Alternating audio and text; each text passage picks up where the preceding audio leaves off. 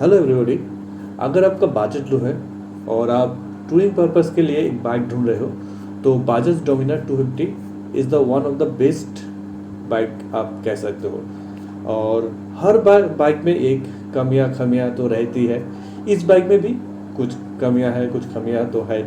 तो इस वीडियो में आज हम डिटेल से चर्चा करेंगे इस बाइक के बारे में। Hello everybody, you are most welcome again in my channel. और मेरे चैनल को जरूर सब्सक्राइब करना एंड लाइक करना एंड दोस्तों के साथ शेयर करना। तो अभी स्टार्ट करते हैं। पहले आते हैं पावर में। इस बाइक में आपको 248.8 सीसी का इंजन मिलेगा और इसका जो पावर है वो 26.63 bhp eight the rate 8500 rpm में मिलेगा। और इसका जो टॉर्क है वो है 23.5 newton metre at the rate 6500 rpm में। तो इस बाइक का जो टॉर्क है वो आप कह सकते हो कि अच्छा है। इस बाइक को लेकर आप इजीली हिल में आप राइड कर सकते हो।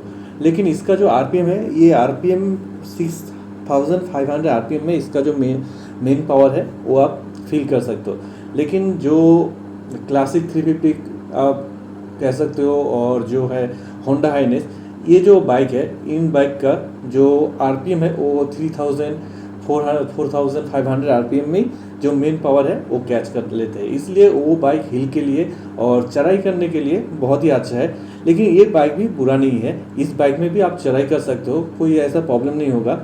तो इसका टॉर्क भी अच्छा है, 23.5 न्यूटन मीटर। और इस बाइक में पहले कहा था कि 248 सीसी का सिंगल सिलेंडर इंजन मिलते हैं। इसमें आपको 2 स्पार्क मिल जाएगा जो आपको इग्निशन में बहुत अच्छा एक पावर दे देगा। और इस बाइक में आपको लिक्विड कूल मिलेगा। लिक्विड कूल का एक बहुत ही बड़ा एडवांटेज है कि आप किसी भी प्लेस में जाओ, किसी भी वेदर में जाओ, आपका बाइक प्रॉब्लम नहीं देगा स्टार्ट में या राइडिंग करने में, क्योंकि लिक्विड कूल वो हर एक टेम्परेचर के लिए परफेक्ट होते हैं। जैसे कुछ बाइक का जिसका एयर कूल है, वो बाइक का क्या होता है कि आप जब हिल में जाओगे ज़्यादा ठंडे के कारण इंजन बैठ जाते हैं। लेकिन इस बाइक में ऐसा कोई प्रॉब्लम नहीं होगा। इस बाइक में आपको 6 स्पीड गियर बॉक्स मिल जाएगा और इसमें आपको फ्यूल इंजेक्टेड सिस्टम भी मिल जाएगा। इसमें आपको 30 लीटर का पेट्रोल टैंक मिलेगा और इसमें 30 लीटर में 2.6 लीटर आपका रिजर्व में रहेगा। और इस बाइक का जो राइडिंग रेंज है वो आपको 400 से 425 किलोमीटर तक मिल जाएगा। और इसका जो माइलेज है, ये माइलेज डिपेंड करेगा आपके राइडिंग के ऊपर। और जो कंपनी क्लेम करते हैं कि 35 किलोमीटर पर लीटर आपको माइलेज मिलेगा, लेकिन जो राइडर है उन लोगों का जो एक्सपीरियंस है वो 25 टू 34 35, किसी का 37 38 तक गया है जो इसका माइलेज है। लेकिन ये फुल्ली डिपेंड करेगा आपके राइडिंग के ऊपर। आप अगर 60 to 80 kilometre per hour speed में राइड करोगे तो आपको 35 तक मिल जाएगा। लेकिन जैसे सिटी में क्या होता है कि ज़्यादा भीड़, ज़्यादा जाम के कारण आपको जल्दी ब्रेक मारना पड़ता है और कुछ दूर जाके रोकना पड़ता है, कभी एक्सीलेटर ज़्यादा बढ़ाना पड़ता है, कमाना पड़ता है। तो इस टाइप से सिटी में आप राइड करोगे तो आपको माइलेज 25 टू 28 29 तक मिल जाएगा। और इस बाइक में आपको डुअल चैनल एबीएस मिलेगा और इसका जो फ्रंट डिस्क है वो 300 mm का है और इसमें आपको 4 पिस्टन मिलेगा। और जो रेयर डिस्क है वो 230 mm का है और उसमें आपको सिंगल पिस्टन मिलेगा। और इस बाइक का जो फ्रंट टायर है, फ्रंट में आपको 100/80 और 17 टायर मिलेगा। और जो रेयर 130/70 और 17 ट्यूबलेस टायर आपको मिलेगा। और इस बाइक का जो राइडर है, जो जिसने ख़रीदा है, उन लोगों का थोड़ा कंप्लेंट भी है इस बाइक में कि इसका जो टायर साइज़ है मिनिमम 140 साइज़ का देना चाहिए था, क्योंकि ये जो बाइक है बहुत बल्कि लगता है और बहुत ही मास्कुलर टाइप का है। तो मास्कुलर होने के कारण इस बाइक का जो टायर है 130, ये थोड़ा छोटा नैरो लगते हैं। तो आप आफ्टर मार्केट ये टायर आप चेंज कर सकते हो फ्यूचर में। तो इस बाइक का जो फ्रंट सस्पेंशन है उसमें आपको टेलीस्कोपिक फॉग मिल जाएगा और 37 mm का यूएसडी फॉग इसमें मिल जाएगा जो आपको 135 mm ट्रैवल करेगा। और इस बाइक का जो और एक प्रॉब्लम है वो है इसका वेट। इसका जो वेट है ये 180 केजी है, बहुत ज़्यादा है इस बाइक के जो सीसी के कंपैरिजन में।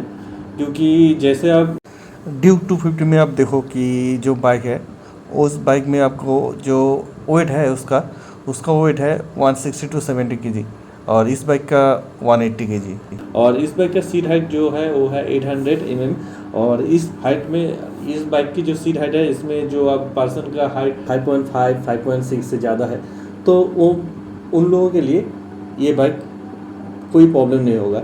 लेकिन जिसका हाइट 5.5 से थोड़ा नीचे है तो उन लोगों के लिए थोड़ा प्रॉब्लम हो सकता है। और इस बाइक का जो ग्राउंड क्लियरेंस है वो 157 है। तो ये जो ग्राउंड क्लियरेंस है वैसे तो कोई प्रॉब्लम नहीं होते हैं ज़्यादातर, लेकिन कभी कभी हो सकता है क्योंकि ग्राउंड क्लियरेंस बहुत ही कम है 157, मिनिमम 165 170 ये होना चाहिए था।